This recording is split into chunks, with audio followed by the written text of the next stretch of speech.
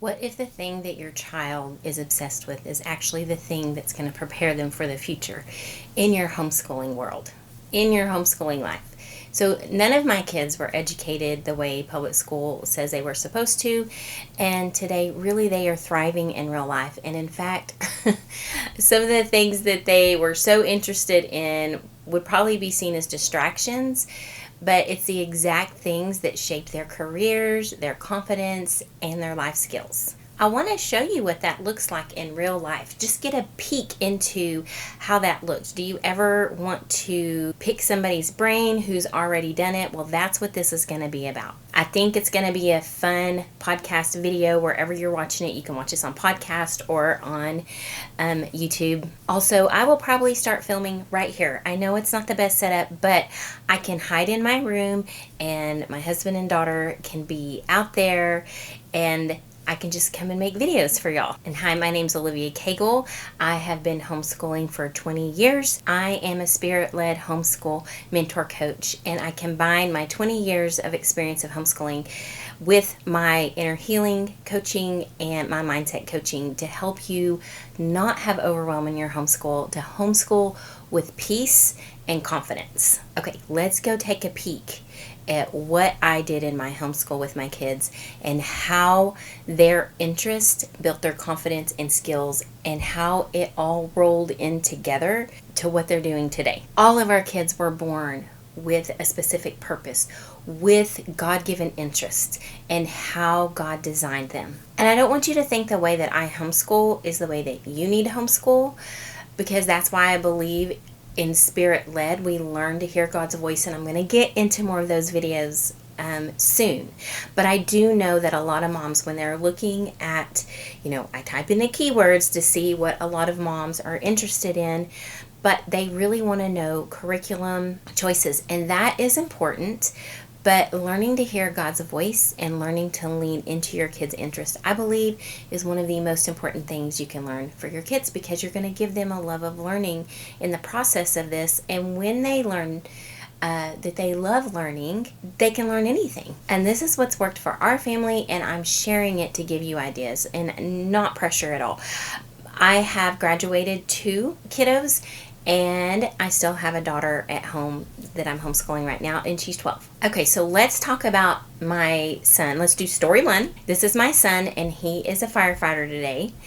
One of my son's love was history. He not just any history. He was obsessed with military history. He wanted to watch documentaries all the time. He was constantly learning about wars. He liked to learn about strategy, and this also helped with leadership. And at one point, he really thought he wanted to go into the military.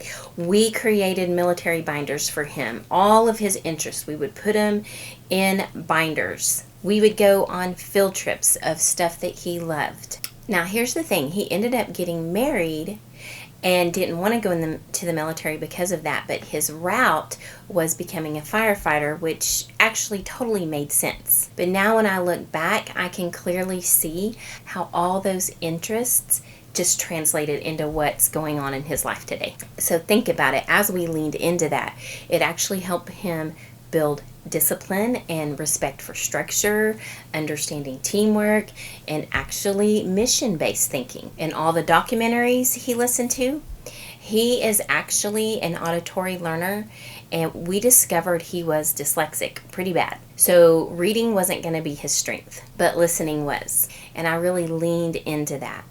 I read out loud a lot to him. We listened to things in the car all the time, especially on his interests. We took turns with each of the boys' interests. Now, I want you to know that I raised 3 boys. One was in public school because his dad and stepmom, because we were a blended family, his dad and stepmom didn't want me to homeschool, so it made it hard. So I have a peek at what it looks like to homeschool kiddos and to have one in school, and there is a night and day difference. Back to my son, he listened to content just a lot, and even now today as an adult, he still learns through audiobooks and podcasts. He really never fell behind. He learned how he learns best, and my sons did end up going to high school for a little bit. They really thought it was dumb And they came home and graduated a year early. He also loved things like archery and guns, and that helped build focus, responsibility, and precision. Then on top of that, he really, as when he was married, he leaned into Dave Ramsey, and him and his wife actually went on to teach those financial classes, and they're doing very well financially as a family. So now when I look at his life as a firefighter, he's disciplined. He works in high pressure situations. He's a team player. He has to think quickly. He leads. And all the skills and interests they have, they're not random skills. They were actually built through the things that they love. So when I see him, I see the love of what he's doing and how all the skills translated. And had we not have leaned into those skills, I don't know if he would be where he is today. Okay, so here's story 2. And this son, he was completely different than my other son. Of course, that's how it works, right?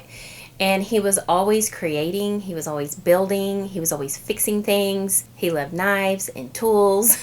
Anything he could get his hands on it. As a matter of fact, when he moved out of the house, I was like, who is going to fix all of my stuff? And I remember one time when he was about 12, there was a boy who was in high school, and he was trying to put a surround sound, or not a surround sound, was it surround? A speaker system, a stereo system in his car. And my son hopped out, and he was like, I bet I can help him do it. Sure enough, he just figured it out.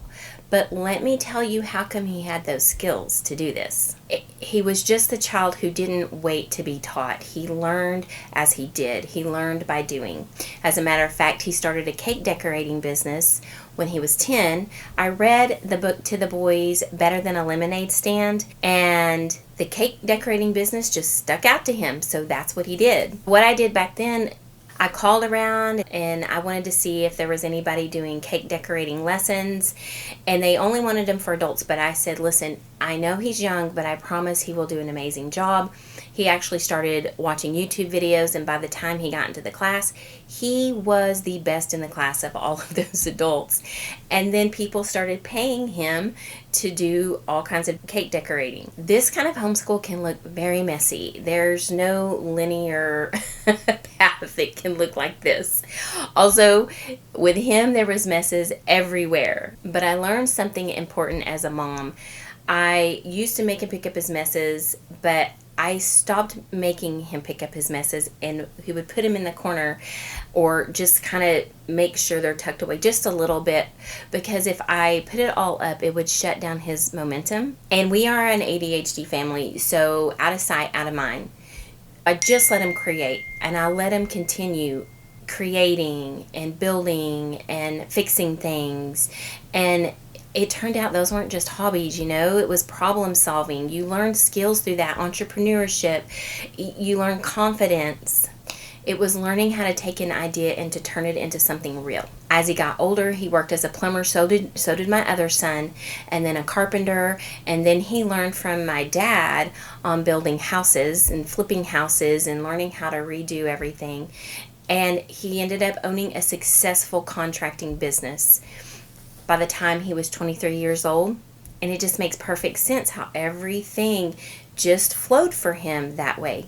He's been building those skills his whole life. And if I said, let's sit down and do all this book work for hours a day, none of that would have happened. They wouldn't have enjoyed it, and it would have shut down their natural learning abilities. Don't get me wrong, we did do math. We had curriculums to do the math for them. We did language arts, but I always did light language arts. And depending on what my kids' interests were, what I thought that they would do as they got older, that's what we leaned into. And if I felt like it needed to be heavier math, we would have gone that route. If I felt like it needed to be heavier language arts, writing, we would have gone that route, and it would have been something they enjoyed. But none of them were going to be writers. None of them were going to be authors. Nothing like that. Okay, and now let's talk about my daughter, who is still home with me. She's 12, and I am seeing the same pattern with her. So here's kind of what it's looked like so far. She was obsessed and had a phase of learning about Japan for a while and wanted to jump into learning the language. She doesn't really remember that now. But as we leaned into it, she started making kimonos for her dolls. She was learning how to create and sew on her own just for those dolls. She would cook Japanese eggs every single morning all by herself, so she was learning cooking skills. And we stayed with that for a while. Then she got into crochet, and I really let her go deep into this, and it has been such a blessing. She is incredibly skilled at it now. She can make amazing plushies, and she earns money from it. So she's learned business math, she's learned profit, she knows she has to save money for her materials. As I let her do this, I'm not stressing about the book work. It's still there, it's in the background, but I let this take center stage because I know what I've learned from my other kids. All of these skills are going to translate into something. Even if she doesn't continue with crochet, it's translating into something that she's going to do later on. And it's in her for some reason. She loves it for some reason. She is learning persistence. She is learning problem solving. You know, sometimes she has to take apart what she did because she messed up and start over, but she wants to do it. And it's the first thing that I found that helped her to sit still, because this girl is so active and it has relaxed her. So problem solving, perseverance, creativity, business skills, confidence, and then she's learned to sell her creation, so she has sales skills. Also, now one of her loves is MMA and jiu-jitsu, and because she loves it so much, she's going to the littler kids class and she's helping teach the younger kids. So what is she building through this? She's building leadership, she's building discipline, courage, mindset, strategic thinking. You have to be strategic with jiu-jitsu. You have to be problem solving and thinking. And all of this is coming from her interest. It's not forced, it's developed. I don't have to make her go to jiu-jitsu class or MMA. She is asking me to take her. One of the reasons I went that route, she wasn't really asking for that, but she's a sensory seeker. She was always, if you know anything about SPD and sensory seeker and she's ADHD, I thought, well, maybe if she's grabbing a hold of people and she's getting to throw them down, she will love it. And it worked. She loved it. So it takes us looking and praying and asking God, what did you put in them? What is in my kiddos that you want me to start helping pull out and bring into this world? And it's so much fun. I found when I do this, I don't stress over homeschool. And this is a perfect time for me to tell you, I have created something called 5 Steps to Homeschool from Peace instead of fear or overwhelm or stress. And you're going to see maybe where you're homeschooling from fear, and some activations and some steps that you can start doing each and every day to help you start enjoying this journey if you're not. I'll put the link in the description, in the show notes. You can also find it on my website, spiritledhomeschool.com, and you'll find everything there. Here's what I've seen over and over and over again. When a child is interested, they're not going to learn just something for a test. They're going to develop real skills. And public school tries to teach things like discipline and leadership and problem solving, but when there's no interest, it's not going to stick for them. Where there's interest, they are going to live it, and it's going to stick better. We're not just shoving information in them. They're learning all kinds of things. Just like I said, perseverance, skills, confidence. It's not just book work. And the reason I keep talking about the book work is in homeschool, sometimes we are so focused on just that because that's what we were taught. It takes courage and bravery to step out and try these new things. This way of homeschool isn't always easy. You're going to be thinking, what am I doing? Am I falling behind? You're going to question yourself. Am I doing enough? Should I be doing more book work? And this is where mindset and faith become so important. I really had to learn that my kids were designed with a purpose, that their interests were not random, and that learning isn't going to, and it doesn't have to look like everyone else's version. Here's the thing, peace is not going to come from doing more or finding the right curriculum. It's just not. It comes from hearing God. It comes from being spirit-led. It comes from being aligned, from knowing I'm not just reacting out of fear. I'm choosing what's right for my child. And when you let go of comparison, this is going to change your world too. It's really hard with all of everything you see on social media and what these parents are doing, because sometimes I can even look at it and go, "Oh, I have not done that." That is not what my homeschool day looks like. But it is okay. I don't stay there very long because I know who I am.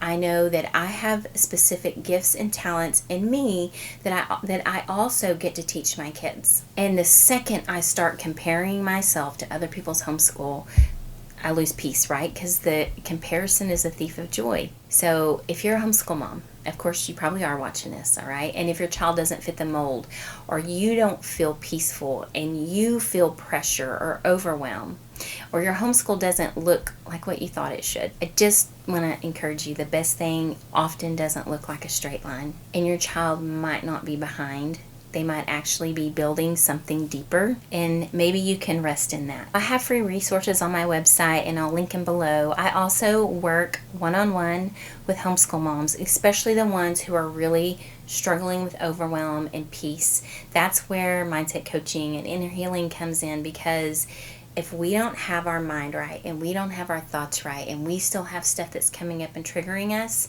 and we're comparing, and we're having a hard time trusting ourselves, because it can be scary to go against the grain. And if you're feeling pulled toward this, I would love to help, and I'll just link everything below. Also, this video right here is one you should probably watch next, because it's going to give you great encouragement in your homeschooling life. Okay, I would love to know in the comments if this resonated with you, if you had any aha moments, or if you have any questions. Just let me know. All right, see you in the next video.